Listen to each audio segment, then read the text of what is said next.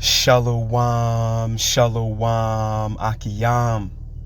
First and foremost, I would like to give all praise, honor, and glory to Yahweh, Bahashem, Yahweh Shai, Bahashem, Rakah, Kodash. I would also like to give a double honors to the elders and apostles of Great Millstone, where I learned this 144% truth.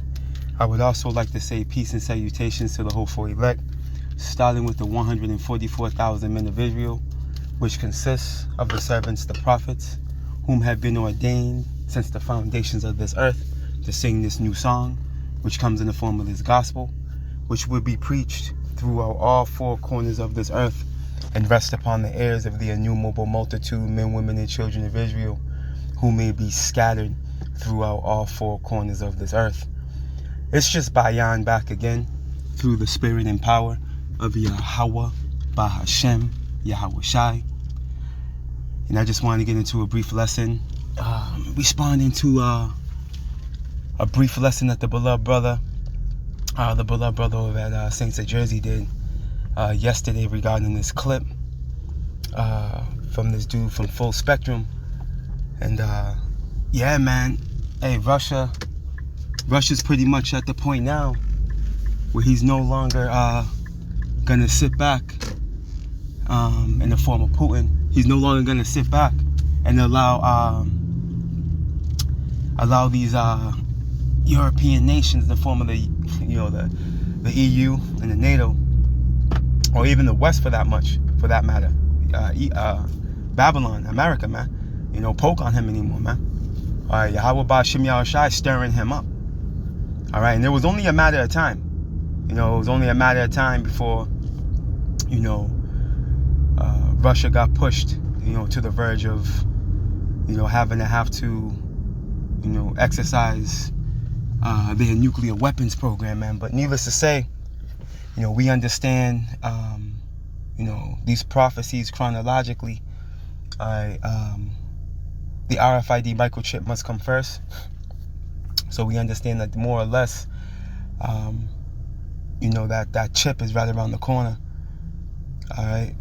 Ultimately, this is what this is really signifying, due to the fact that, the chip, pursuant to Revelations 13:16, is before the war. Okay, because the war, World War III, all right, is the war to end all wars.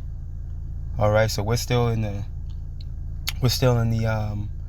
time frame of rumors, as it tells us in Jeremiah. You should hear a rumor. You should hear a rumor. 1 year to another. Ultimately, it's gonna spill over to ruler against ruler. So we're pretty much in the rumor phase. You see. So what we're doing as faithful servants of the Lord, man, is, hey, we're sounding the alarm. We're sounding the alarm in Yahweh Ba'Shem Yahweh Shai's holy mountain, man.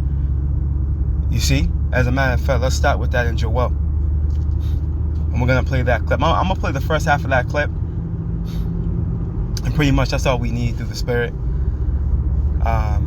Let's go here. The book of Joel, the 2nd chapter, and the first verse, and it reads, "Blow ye the trumpet in Zion." Okay? "And sound an alarm in my holy mountain," man. And this is what we're doing. Okay? In the form of these digital epistles, man. In the form of these live streams. Okay? In the form of going to camp. Being on the highways and byways, man. Okay? Guess what? The servants of the Lord are sounding the alarm. We're warning you so-called Negroes, Latinos, and Native Americans, man. All right, of the pending danger. Okay, the reality of the calamities, man, that are coming right over the horizon, man. That's how beautiful this report is. Yeah, it's the gospel, it's the good news, but it's only good news for those of the Israelites that are of the elect, and we're hoping and praying that we are of that number. All right, everybody else can forget about it. You see, 2/3 of you, Jake, you can forget about it, man. This is bad news for you, man. All right, and for these heathen, it's bad news. Because this judgment that's coming is for the wicked. All right, as Yahweh Bashim Yahushai delivers his elect out of their hands. You see, so this is what the servants of the Lord will be doing. They'll be blowing the trumpet, man. Okay? And Zion, man, which Zion in the Hebrew is Tazayuan. All right, which goes into monument, a memorial, a parched place. It's pretty much another name for Jerusalem. You see? And sound an alarm in my holy mountain, man. Mountain representing what? Government. All right, mountains represent, it's allegorical speech, man. Mountains represent larger governments, hills represent smaller ones. All right, that's what the scriptures be talking to when you hear a precept like this. You see? Also, when you go to Jeremiah, the 3rd chapter, it tells us that surely in vain is salvation hoped for from the hills and from the mountains. That's talking to these other nations, man. These heathen nations. Then it tells you that salvation is for Israel, man. Point blank, period. But anyways, continuing on. Let all the inhabitants of the land tremble. Whoa, see that? This is bad news, man.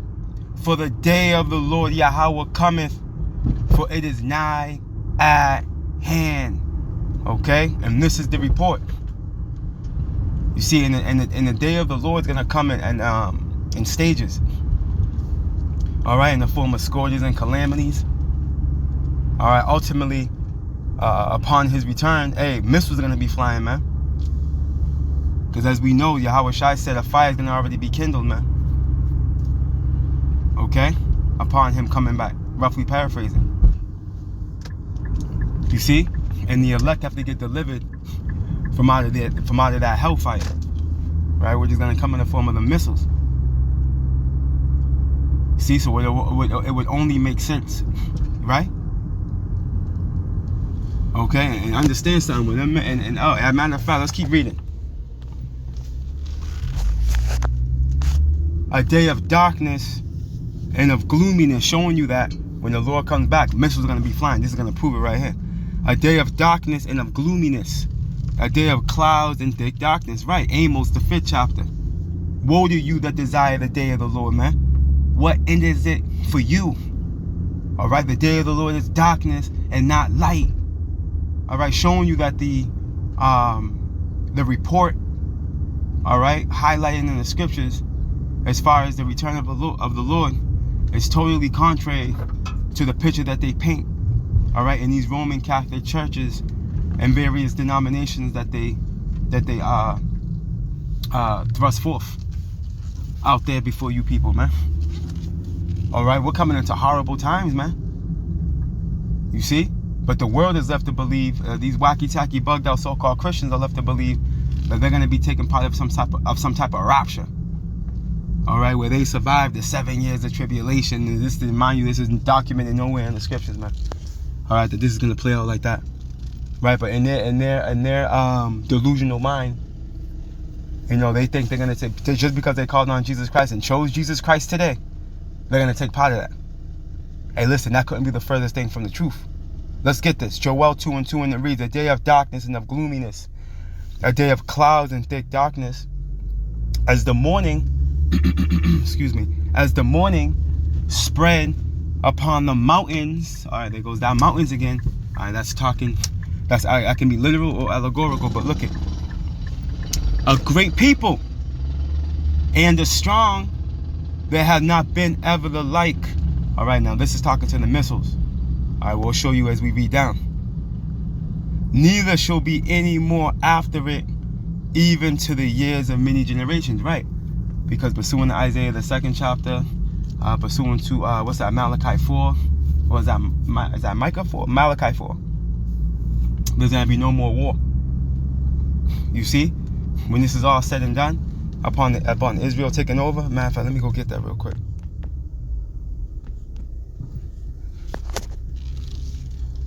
I'm sorry, it's Micah 4. Bear with me.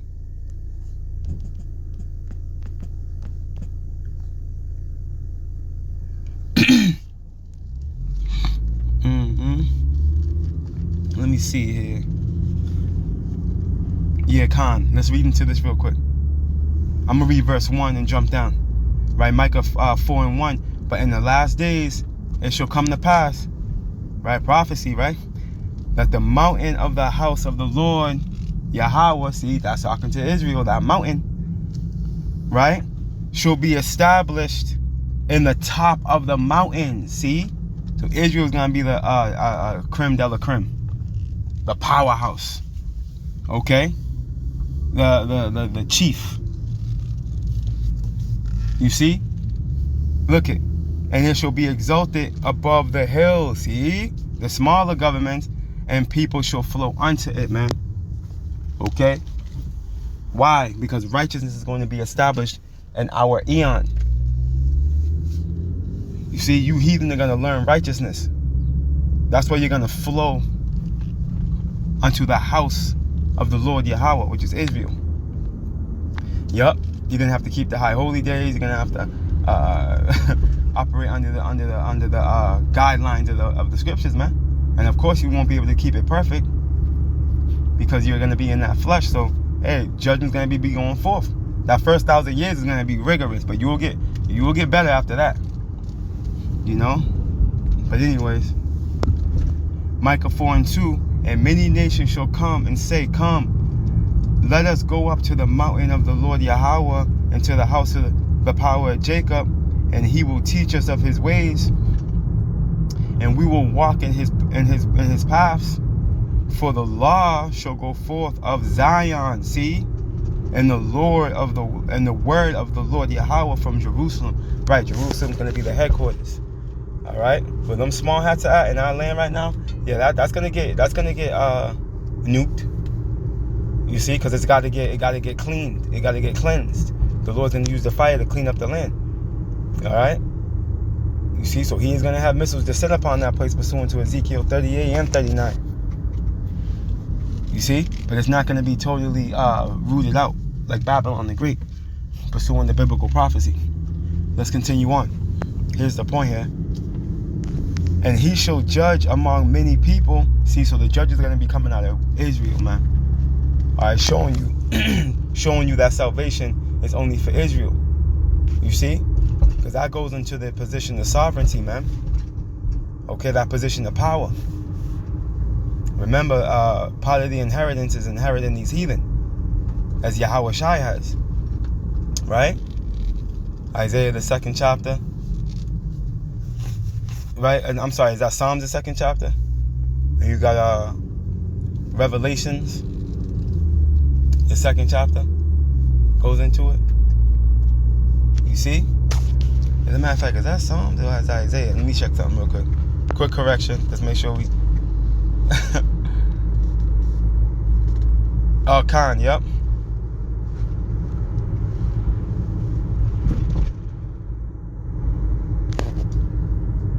Yeah, Khan, Psalms, the 2nd chapter. Let's go back. Let's continue on in here. Micah, let's make the point. Micah 4:3. And he shall judge among many people and rebuke strong nations afar off. And they shall beat their swords into plowshares. Right? And their spears into pruning hooks, man. You see? We know this modern day sword is the gun and its perfection. It's the what? It's the missiles. They're going to be beaten to what? Plowshares, man. Right? And their spears into pruning hooks. Agricultural tools, because this is what you heathen are going to be doing in the kingdom. You're going to be handling the cattle, you're going to be, handling the livestock, you're going to be handling the field. You see, you're going to be making sure things are, the laborious hand and feet jobs are being done. You see? Yeah, man. And you got a lot of work. You got a lot of work to look forward to. Right? Nation shall not lift up a sword against nation. See, those missiles. Neither shall they learn war anymore. Okay? Why? Because we're going to be in a righteous environment. Peace. You see? After that 1,000 years. After that 1,000 years of the heathen captivity, man. You see that? So now going back. I was just making a point through the Spirit. Now going back to Joel. Let's get back on track, right? So going back to Joel,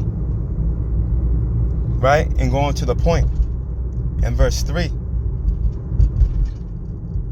right? Joel 2:3, and it reads, "A fire devoureth before them, right? Talking to those warheads, man. Okay? Those missiles have multiple warheads in them. You see? A fire devoureth before them, and behind them a flame burneth, right? Which is talking towards what? Projectile system. Is the majority of these missiles are made up of the delivery system, man. The fuel cells to get it there. That's how this thing is able to leap continents. Okay? Look it. The land is as a garden of Eden before them, and behind them a desolate wilderness, right? Okay, everything's peaceful before them things touch down. All right, by the time they touch down, all right, and a burn on ground zero reaches beyond the temperature of the sun, hey, it's over. Okay, you ain't got nothing but a heap of rubble. All right, with a reshaped landmass, man. This is the type of power that we're talking about here.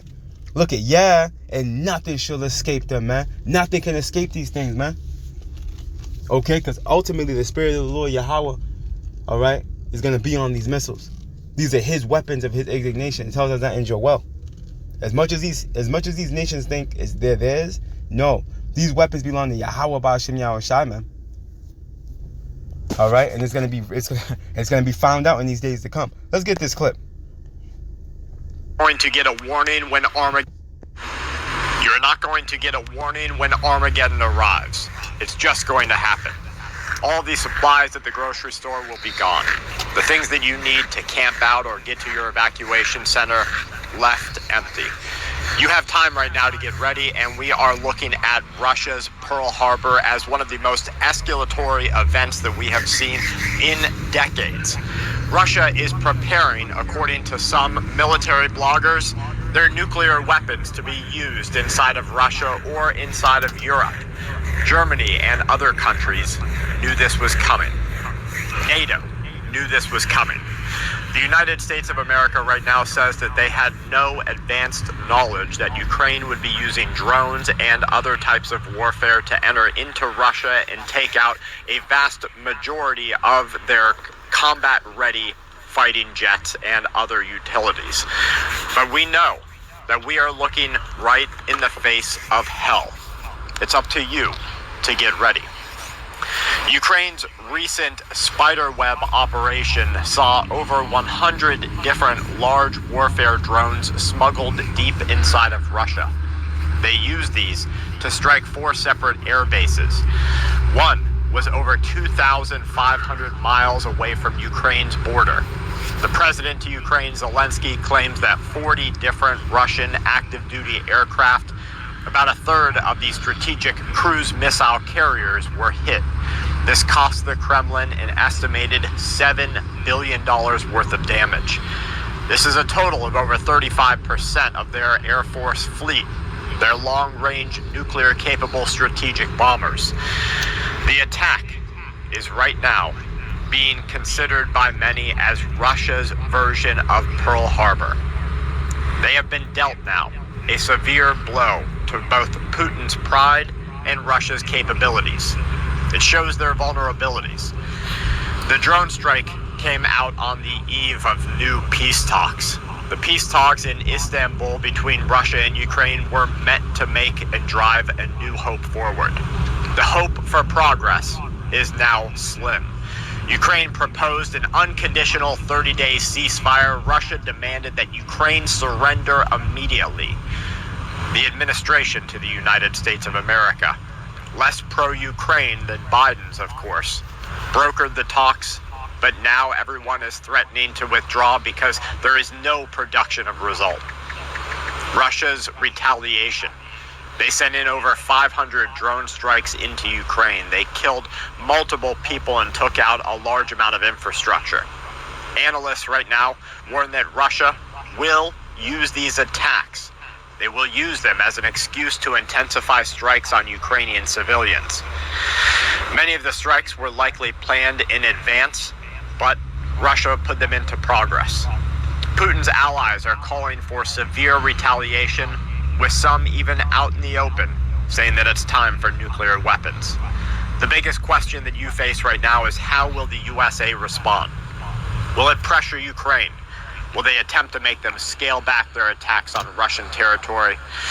Or because we have assets to their resources, will they make them stand firm? Even as the U.S. Army stands willing to protect its European allies, Russia is planning a so-called disproportionate attack response to that attack on their own air bases. The president of the country, Vladimir Putin, issued a red flag warning. He said that amid rising tensions with Ukraine, that Russia's warheads will and can reach temperatures that are comparable to the sun. These warheads, according to tensions with Ukraine, that Russia's warheads will and can reach temperatures that are comparable to the sun. These warheads, according to the Russian president, have the ability to annihilate every single enemy in their path. They will reduce their enemies and targets to ash.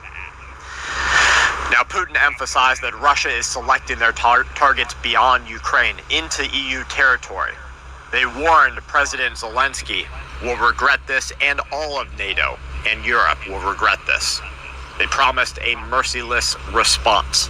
They described what happened as a provocation of nuclear war. Woo! They promised a merciless response. Okay? And that's what triggered my spirit when I heard that part of the clip. Okay? Because that's prophecy, man. All right? When you go to Isaiah, the 13th chapter, and as a matter of fact, you also heard him say, the question is, what's America going to do? And we know what America's going to do. America's going to be drawn out. As a matter of fact, let's grab that first. America's going to be drawn out. That's what's going to end up happening, man. Okay? Because they have no choice, man. Okay? They're puppets in the movie. Let's go here. I know it's in two locations. Look at it here. Jeremiah 49 and verse 20. And it reads, therefore, hear the counsel of the Lord Yahweh that he hath taken against Edom. Okay? And his purposes that he hath purposed against the inhabitants of Teman, man. Alright, which Esau, Edom is the so-called white man. The Temanites are the Germans, man. Alright, these will be the wise men. Okay? These will be the wise men of Esau. And guess what? Germany got beef with Russia. Look. Where am I? Surely the least of the flock shall draw them out, man. And that's them small hats. Listen, them Ukrainians, man. Zelensky and them. Hey, them are small hats, man. Okay, why do you think they have a triangular alliance, all right, with the elite and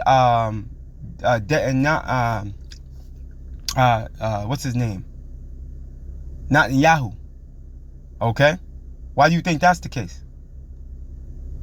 Because they're small hats, man. Okay, them Ukrainians for the most part are small hats. That's why they're a key player right now in this whole war in the East. Right? Let's continue on. And the least of the flock, okay, are them small hats. All right, Israel. You see? Israel, man. Them small hats, them so-called, them JOOs. Right, let's continue on. Surely he shall make their habitations desolate with them. You see, now mind you, we're talking, this is going into Babylon. All right, this chapter. All right, that them, they're going to be desolated with. All right, because look it. All right, when you go to the book of Jeremiah, chapter 49 and verse 7, it says what? Concerning Edom. Thus saith the Lord of hosts, right? The Lord of armies, is wisdom no more in Teman, man. Its counsel perished from the prudent, is their wisdom vanished, man. You see, so the Lord's talking to Esau. You see? The Lord's talking to evil E. Okay? So when you jump on down to verse 20, it's telling us that what? Surely he should make their habitations desolate with them. When you go to Ezekiel 38 and 39, All right, the land of Israel is going to be hit up by Russia. All right, and we already know, pursuing the end time prophecy. Let's go here.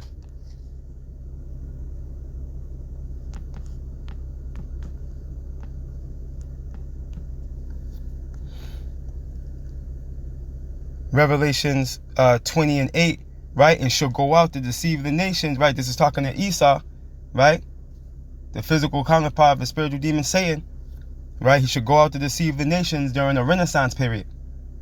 All right, after he came out of the pit, after going into perdition, after the Western Roman Empire fell, right, up until the time of antiquity, okay, which is pretty much like the late 1300s, right? The Renaissance started in Italy, but let's continue on, right? So look it, and shall go out to deceive the nations which are in the four quarters of the earth, right? He was able to do that during the Renaissance period, right? As he was committing iconoclasm and rewriting history, and making himself the God of the Bible, the Savior, the prophets, and the holy people. Look.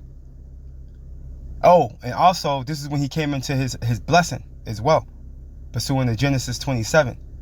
All right, he was able to actually conquer all four corners of the earth, as it says here. He was able to deceive the nations which are in the four quarters of the earth. Okay? The old world was no longer the isolated territory of rulership. No. All right, through Esau, all right, he was able to make his way to the west and pretty much throughout all four corners of the earth, as we see today. All right, these Edomites are ruling the earth. Job 9:24. Look at Gog and Magog. Why is Gog and Magog being mentioned, man? Why is Russia being mentioned here? End time prophecy, Revelations 20. This is why. To gather them together to battle, man. The number of whom is as the sand of the sea. Edomite on Edomite. Satan against Satan. Okay, the clash of the titans, man. Bloody man against bloody man. All right, this is what this thing's going to spill over to, man. The most proud against the most proud, man. This thing can only end one way. Their own sword entering into their own heart, pursuing the Psalm 37. That's the only way this thing can end. All right, now going back to the point, you heard Russia, Putin say it's gonna be a merciless. Matter of fact, let's hear it again. No, and Europe will regret this. They promised a merciless response. They described what happened as a provocation of nuclear war. There you go. All right, and this is prophecy. Let's close out with this. The book of Isaiah, chapter 13. Matter of fact, let's start from verse 1 and jump down so we know who this is talking to. The burden of Babylon, man, which Isaiah, the son of Amos, did see. So this is a prophecy. All right, Isaiah seen this prophecy, man. This is talking to Babylon. This is not talking about ancient Babylon. Ancient Babylon didn't go down like this. All right, the Medo-Persian Empire, all right, just pretty much stripped them of their power seat. All right, look, jumping down to verse 17. Behold, I will stir up the Medes against them. This is the Lord speaking, man. He said he will stir up the Medes against who? Babylon. We just read the first verse. This is going into the burden of Babylon, man, which is America. The Medes is talking to Russia. The territory that Russia's in right now is the Medo-Persian Empire territory. You have to make this spiritually and prophetically make sense. You see, and this is what the servants of prophets are here to do. This Medes right here, it's talking to Russia. You see? And then Jeremiah, when it's talking to the land of the, when it says the North Country, the Lord's going to gather assembly of great nations from the North Country, it's talking to Russia. It's talking to that territory over there in the Northeast, man. Hey, you either see it or you don't. But anyways, the Lord said he's going to stir up the Medes, man, against them. Who? Babylon. Showing you that what? The heart of the king is in the hand of the Lord, man. Proverbs 21 and 1. See? The Lord's controlling this whole thing. This is why the talk of peace and all that, throughout that whole back and forth, missiles flew. There was an assault on Russia. Come on, man, because that's not the way this thing is playing out. All right? That the Pope isn't going to be able to be mediator. Trump is not going to be able to play mediator. Nobody's going to be able to play mediator. All right? Pursuant to biblical prophecy, the World War III will happen. Pursuant to Revelations, man. It will happen. There's no way around it. See, we're already in World War III. It's coming into its perfection, though. All right? And when them missiles start to leap continents, there we go. Okay? But again, remember, the charagma must come first. Revelations 13 and 16 must happen first. Revelations 13, 16, 17 must happen first. Right? Look, behold, I will stir up the Medes against them, right? The Lord's going to stir up Russia against Babylon, which shall not regard silver, and as for gold, they shall not delight in it. They're not going to be reasoning with nobody, man. The Lord put the spirit on them to go in. Period. And that, hey, you just heard the response from Putin. You heard what he said? Let's blow this up right here. Their bows, all right, we're just talking to them, ICBM missiles, also shall dash the young men to pieces, and they shall have no pity on the fruit of the womb. See? Their eyes shall not spare children. Okay, you heard it from the horse's mouth. Putin said it's going to be a merciless attack, dog. Come on, man.